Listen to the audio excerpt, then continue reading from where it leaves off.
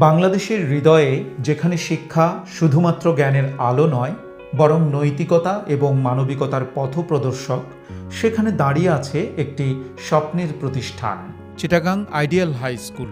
আর এই স্বপ্নের প্রতিষ্ঠান গড়ার কারিগর হলেন স্বনামধন্য চিকিৎসক ডাক্তার AKM ফজলুল হক, যিনি বর্তমানে প্রতিষ্ঠানটির চেয়ারম্যান হিসেবে দায়িত্বরত আছেন। তার সহধর্মিণী মিসেস আমেনা শাহিন, যিনি স্কুলের প্রিন্সিপাল এবং একাডেমিক ডিরেক্টর হিসেবে দায়িত্বরত আছেন। তার দক্ষ পরিচালনায় এটা চট্টগ্রামের অন্যতম জনপ্রিয় স্কুলে পরিণত হয়েছে। এটি এখন শুধু ইট পাথরের ভবন নয়, এটি একটি আশার দুর্গ, যা নৈতিকতা এবং মানবিকতার অস্ত্রে সজ্জিত। আইডিয়াল হাই স্কুল পুরো বাংলাদেশের জন্য একটা মডেল স্কুল হিসেবে দাঁড়াতে পারে।